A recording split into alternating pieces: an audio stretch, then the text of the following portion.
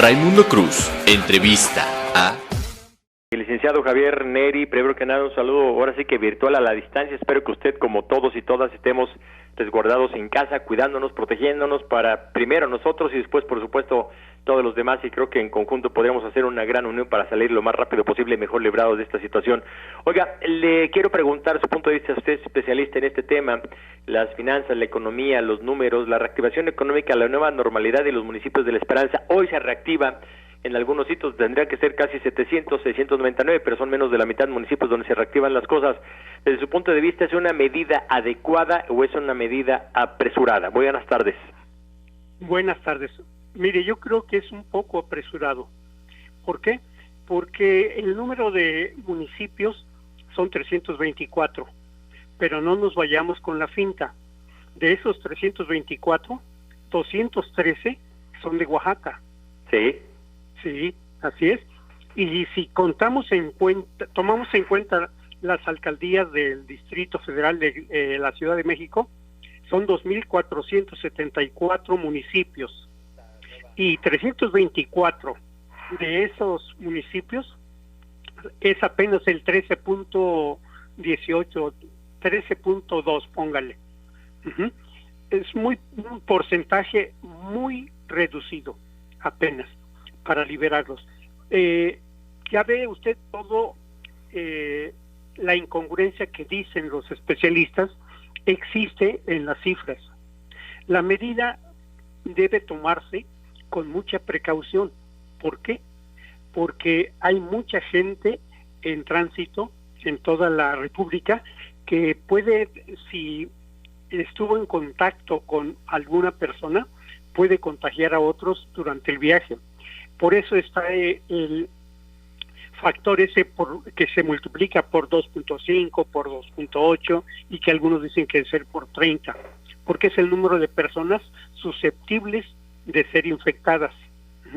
Y yo creo que hay que tener precaución antes de poder liberar algunas regiones. ¿Por qué?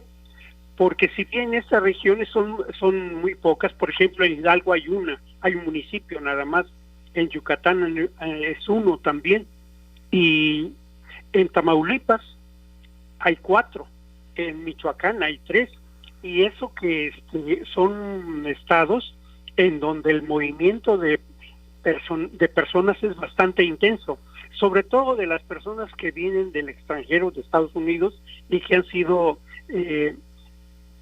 vamos a llamarle relocalizados en sus lugares de origen para poder recuperarse si estuvieron contagiados del coronavirus o si tienen algún familiar acá que vinieron a pasar la cuarentena. En fin, yo creo que es un poco apresurada. Yo creo que estuvo muy bien iniciar hasta el 1 de junio, pero a partir de allí, y dada toda la infraestructura que se ha creado, dadas las medidas que se han tomado para proteger a la población más desfavorecida, dadas las medidas de política económica, sea política monetaria, política fiscal, para poder enfrentar la crisis que es más dura que la de 2008-2009, que fue una crisis global, financiera, pero esta amenaza con ir más allá. El empleo ha empezado a mostrar signos de debilitamiento. Agarró a la economía también en una situación muy débil, muy frágil, con una política económica todavía difícil de predecir hacia dónde va. Apenas digamos que se está tratando de ir asentando la nueva política económica cuando sucede esta profunda recesión que ya nos tiene a punto de hundirnos más. Oiga, ¿qué le parece, catedrático, qué le parece lo que dice la calificadora Fitch Ratings Dice que México podría tener una recesión muy profunda, quizá la más profunda del continente, por la modesta respuesta fiscal, y dice que además advierte que tenemos condiciones para poder hacer esto mejor, pero ha sido nula prácticamente la respuesta de las autoridades. ¿Qué le parece lo que dice esta calificadora? Sí, yo creo que es cierto.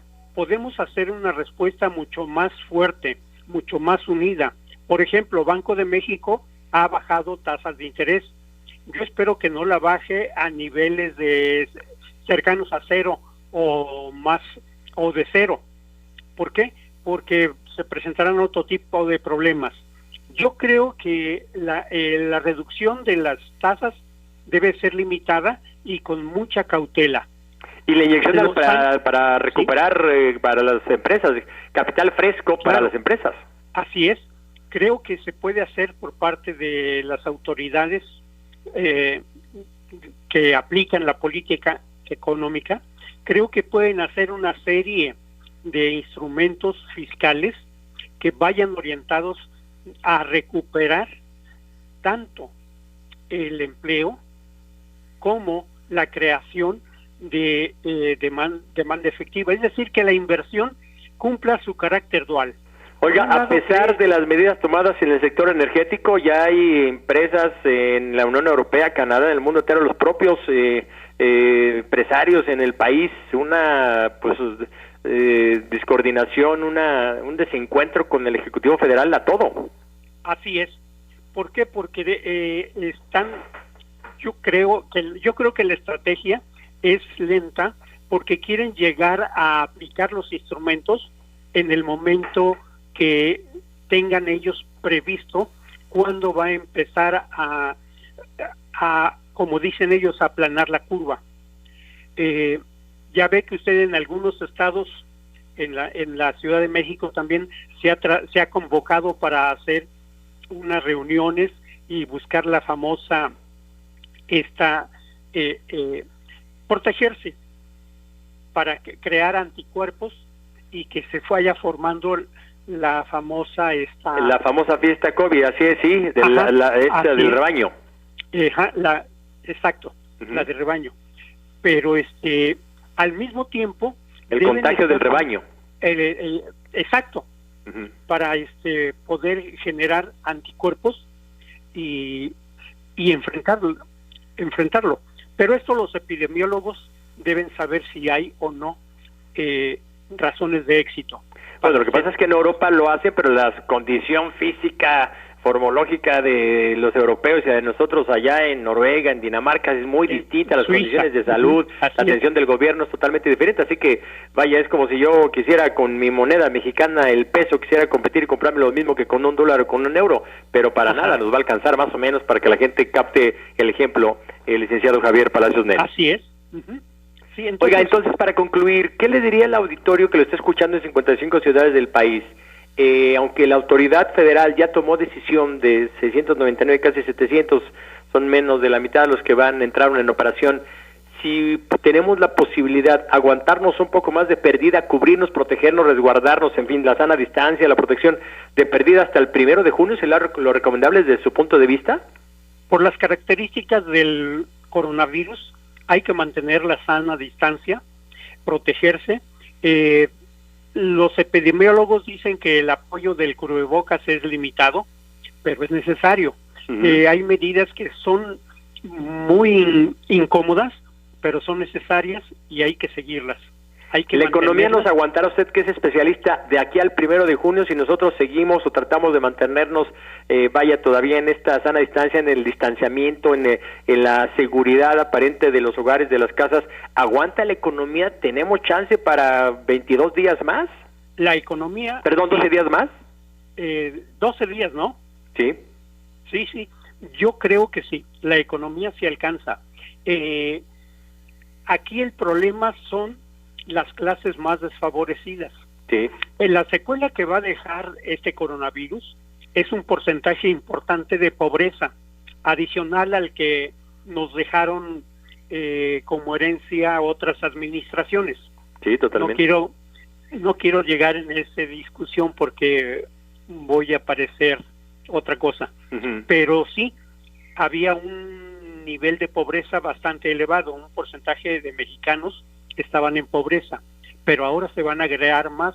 Recuerde usted que en las ciencias sociales manejamos que cuando hay una crisis en el sistema económico, cuando la estructura económica entra en una crisis, un porcentaje muy importante de las clases medias se proletariza, es decir, sale de su zona de confort y se reúne con el proletariado. Baja su calidad económica. Licenciado Javier Palacios Neri, lamentable el tiempo se nos termina, economista de la UAM, gracias por poder platicar con usted. Podemos hacer un compromiso, estamos a 18 de mayo, ¿qué le parece en unos 12 días, 15 días?